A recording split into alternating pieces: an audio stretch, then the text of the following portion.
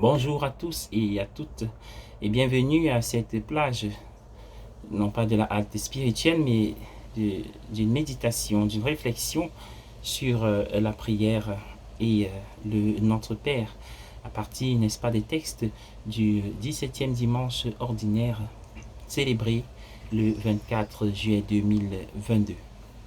Bien-aimés du Seigneur, Jésus nous invite à l'école de la prière, parce que la prière est essentielle à notre vie spirituelle. C'est une rencontre avec Dieu le Père. Il y en a qui se plaignent de ce rétropédalage quant à leur vie, leur activité spirituelle. Je n'arrive plus à prier, je n'arrive plus à me concentrer. Je perds l'inspiration, je me distrais ou je m'endors quand je prie. Oui, il s'agit des difficultés à pouvoir retrouver un état de vie qu'on avait par le passé, une difficulté à pouvoir réaliser ces résolutions prises soit à l'occasion du carême ou à l'occasion du temps de l'Avent, ou même simplement à l'occasion d'un retour sur soi pour le ressourcement. Il est vrai qu'il y a des lieux privilégiés de prière, de pèlerinage, de jeûne, de retraite, etc. Euh, En même temps, nous pouvons prier partout, partout où l'on vit, parce que la prière concerne la vie non pas simplement biologique ou corporelle, physique, mais la vie spirituelle, la vie de notre âme. Et voilà pourquoi je nous inviterai à faire de la prière notre quotidien, si elle fait partie des trois piliers du temps de carême, que sont le partage, la prière et le jeûne, la pénitence. C'est parce que la prière est une force. C'est parce que la prière nous élève l'âme vers la contemplation ou l'écoute du Verbe de Dieu. Et donc, la prière, dans un sens, peut venir naturellement et dans un autre, demande une préparation. Naturellement, elle peut venir parce que lorsque nous voulons quelque chose, alors nous demandons à Dieu. Lorsque nous avons mal, alors nous crions vers Dieu. Lorsque nous sommes frustrés par la vie, alors nous nous plaignons à Dieu. Lorsque nous sentons que nous avons reçu une bénédiction, alors nous rendons grâce à Dieu. Et donc la prière vient ainsi naturellement. Mais il y a un autre genre de prière, ou alors il y a une forme de prière que nous devons adopter, car il s'agit dans la prière de faire correspondre, d'aligner, de calquer notre volonté sur la volonté du Père, ce qui n'est pas chose facile. Alors, il est important de reprendre cette habitude, cette activité de la prière qui est normalement centrale dans notre vie, de la journée, de la semaine. Et la messe fait partie, est la forme supérieure de la prière de l'Église. Il y a la prière des psaumes et d'autres prières comme la prière du temps présent, la prière liturgique.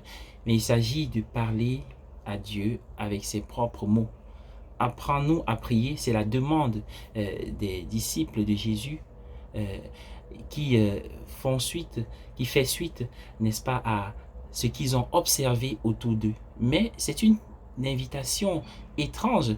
Seigneur, apprends-nous à prier pour des Juifs, car nous savons que dans la tradition juive, l'école de la prière, c'est dès le bas âge. Et on prie pas une fois dans la journée, mais plusieurs fois dans la journée.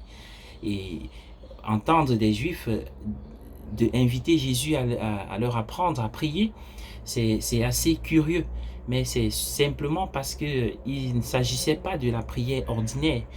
Il s'inspire de l'exemple des disciples de Jean le Baptiste qui avaient cette opportunité, ce privilège de recevoir de leur maître une méthode, une démarche et des mots pour prier. Apprends-nous à prier comme Jean le Baptiste l'a fait pour ses disciples.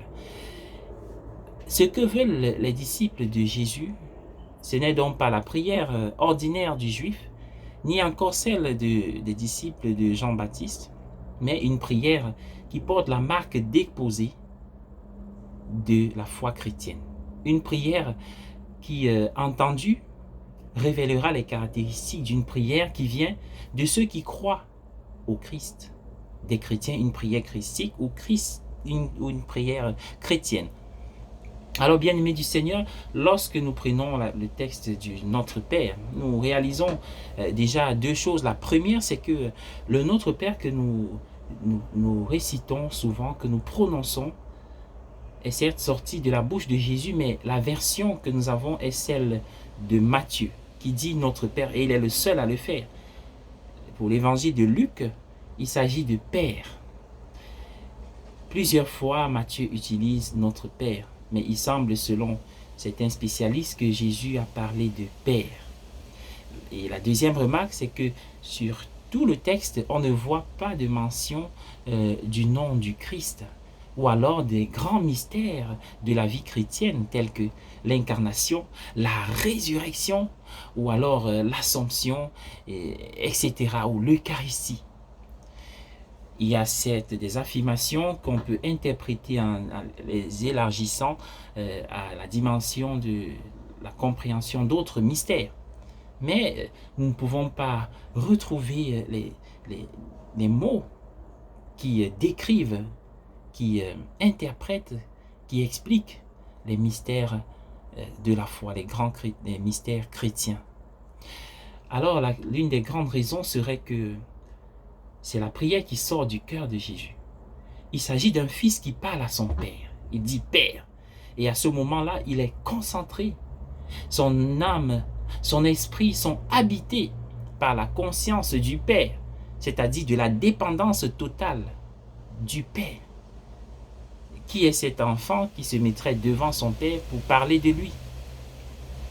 Jésus n'a pas besoin de parler ni de lui, ni des mystères de la foi à son Père. Et nous avons un Jésus qui n'est pas que théoricien, mais praticien aussi. C'est après que ses disciples l'aient vu prier qu'ils lui font cette demande. Apprends-nous à prier. Ils l'ont vu prier et plusieurs fois il a prié jusqu'au soir de son agonie. Et même sur la croix, il continue à prier en disant « Père, pardonne-leur, etc. Je remets mon esprit. » Et même après la résurrection, quand à la fraction du pain, les disciples d'Emmaüs le reconnaissent, c'est parce qu'il se met en prière. Alors, Jésus n'a pas besoin de parler de tous ces mystères à son Père. C'est une invitation adressée à chacun d'entre nous. Mettons à profit le temps que nous avons. Nous sommes à l'école de deux grands maîtres de prière. D'abord, Abraham. Abraham qui nous donne la leçon de la prière d'intercession et la patience dans la demande. Abraham va négocier avec Dieu et il s'appuie sur la connaissance qu'il a de Dieu en tant que juste et miséricordieux. Vas-tu détruire Sodome? Même s'il y a 50 justes, il partira de 50 à 5. Et on voit bien l'auteur sacré nous relater cela progressivement. Il aurait pu bondir comme un moderne, nous les modernes qui n'avons pas de temps. Dit simplement, voilà, il est allé de 50 à 5, juste dans la ville. Et Dieu dit pour 5, je ne détruirai pas. Mais l'auteur prend le temps de montrer le cheminement spirituel, qui est un cheminement de persévérance quand on fait une demande. Et je ne vais pas dire de négociation, mais de dialogue, d'amour, avec tant de respect vis-à-vis de Dieu. Et finalement, Abraham obtient ce qu'il demande, et même plus que ce qu'il demande, car Dieu nous surprend toujours. C'est une invitation pour nous, une résolution à prendre pour ce temps que nous vivons, d'apprendre à prier pour les autres. Avons-nous déjà passé une journée ou une prière sans mentionner notre propre situation, en priant juste pour les autres? Abraham ne priait pas pour lui. Et par ailleurs, à l'école donc de Jésus, notre prière, c'est un dialogue, un échange avec Dieu le Père, car notre Père nous apprend que nous sommes fils. C'est une dignité, mais c'est aussi une mission. Prier en ayant conscience que nous avons le Père en face de nous et que nous parlons à un Père. Il dit « Demandez et vous recevrez ». Est-ce toujours vrai? La prière est un sujet grave. Et il y en a qui, à cause du résultat de la prière, d'une démarche spirituelle, quittent les rangs de l'Église ou de la foi, perdent de la foi. Mais il y en a qui s'enracinent davantage parce qu'ils ont compris qu'ils s'adressaient à Dieu, à un Dieu, et non à un magicien. Alors les réponses du Seigneur sont-elles aussi réelles, comme Jésus le dit? Demandez et vous recevrez. À qui demande, on donne. Qui demande, reçoit. Et il va prendre l'exemple, n'est-ce pas, de cet ami qui vient nuitamment demander à un autre ami. Il va insister, comme Abraham a insisté, et que nous devons insister. Mais on peut être soit du côté de celui qui demande, soit du côté de celui qui est perturbé. Arrivons-nous toujours à tendre la main? C'est une autre question. Alors, bien-aimés du Seigneur, demandez et vous recevrez. Et moi, dans ma vie, suis-je toujours satisfait du résultat de ma prière, de mon jeûne, de mes privations, de mes sacrifices, de mes oblations? Ai-je toujours obtenu ce que je demande? J'ai l'impression que je suis oublié, abandonné de mon Père céleste. Oui, les silences de Dieu. Alors, je nous invite à apprendre quelque chose de merveilleux aujourd'hui. Les noms de Dieu. Non pas N-O-M, mais plutôt N-O-N-S. Les noms de Dieu. Car Dieu dit souvent non. Et le nom de Dieu, ce n'est pas un nom catégorique ou méchant. Vous voyez souvent un petit enfant qui demande à son père le droit d'aller sur un manège, pourtant réservé aux enfants un peu plus grands, suivant la taille ou l'âge. Le père va dire non, une fois et deux fois. Et l'enfant se replie vers la mère pour essayer d'obtenir gain de cause. Celle-ci sait bien et le fera savoir qu'il n'a pas droit. Et l'enfant va continuer à charmer le parent et même lui faire des câlins. Mais maman dira toujours non parce que c'est normal. Et alors, l'enfant va exploser en larmes, en pleurs, jusqu'à ce qu'il entende et dit, mais pourquoi j'ai pas droit, moi aussi? Pourquoi Paul doit y aller et pas moi? Ne comprenant pas, ou en fait ne voulant pas comprendre. Et jusqu'à ce que le père va prononcer cette parole dure et difficile à entendre de la part des enfants. Alors tu continues de pleurer, je te donnerai une bonne raison de pleurer. Alors, lorsque nous adressons à Dieu, il y a des noms. Le nom de Dieu, non. Il refuse. Les refus de Dieu signifie parfois pas encore, pas maintenant, ou alors surtout pas ça pour toi. Car l'enfant comme nous qui sommes enfants devant Dieu le Père, nous ne savons pas, nous ne voyons pas plus loin que le bout de notre nez.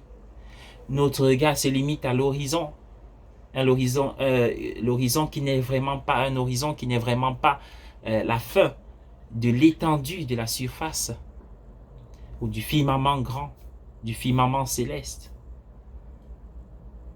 Ah, bien-aimé du Seigneur, l'enfant est loin d'imaginer les conséquences de sa demande. Est-ce que ce que je demande est réellement bien pour moi? Ai-je la connaissance au-delà de l'espace et du temps de ce que je demande? Bien-aimés du Seigneur, les noms du Seigneur peuvent être plutôt plus grands.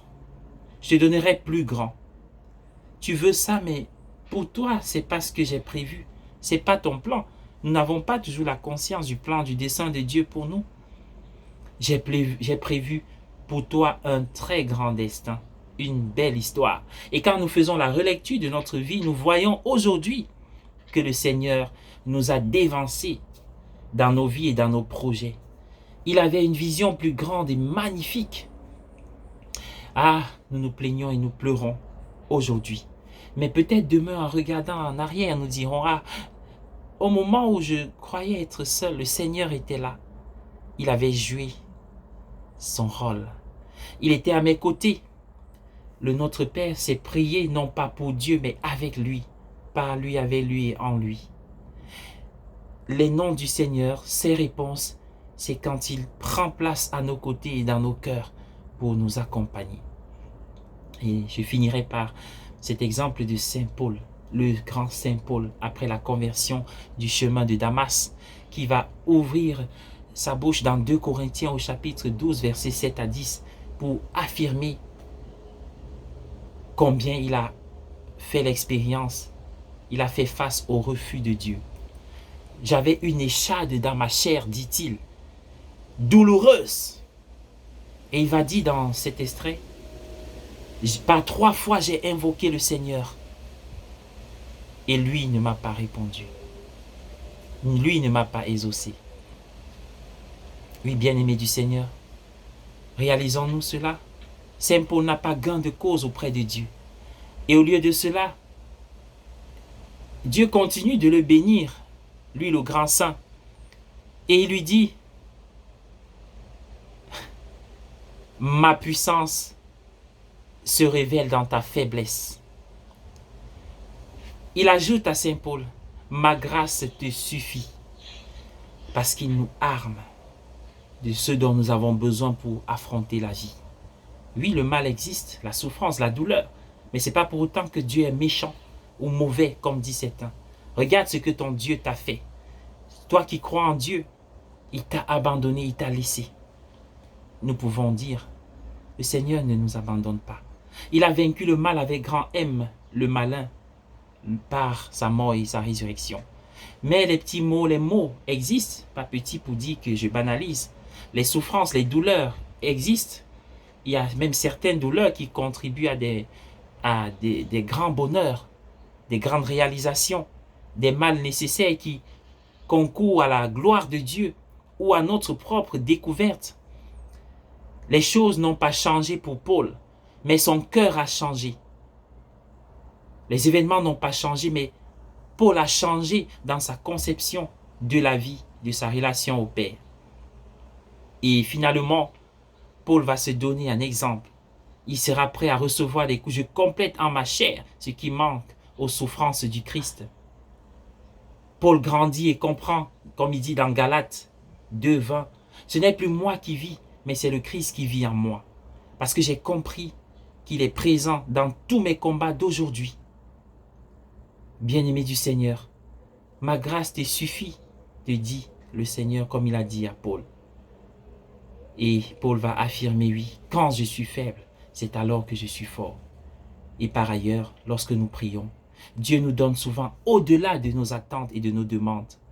Nous pouvons lui demander 10, il nous en donne 1000. Comme ça, il nous en donne plus grand. Et c'est magnifique. Et la plus grande assurance qu'il nous donne, c'est ce qu'il dit vers la fin. Le Père Céleste donnera l'Esprit à celui qui lui demande. Alors chaque fois que je me mets en prière, je reçois le plus grand don de Dieu, qui est son amour. L'amour de Dieu est versé en nos cœurs par l'Esprit Saint qui nous est donné. L'Esprit. Et c'est l'Esprit qui nous fait prier Abba. Je dois désirer de prier chaque fois, car lorsque je prie, je suis habité par l'Esprit. Et c'est ça l'Esprit, le plus grand virus. Les bien-aimés du Seigneur, nous qui sommes programmés pour vivre. Quand je prie, j'ai composé le numéro de téléphone de Dieu et il est avec moi. J'ai ouvert son site mail et dans les sites, il y a des virus. Alors, prions pour recevoir le virus du Saint-Esprit qui est magnifique, qui est merveilleux, qui nous habite et ne nous quitte pas. Chaque fois que je prie, je reçois le plus grand don.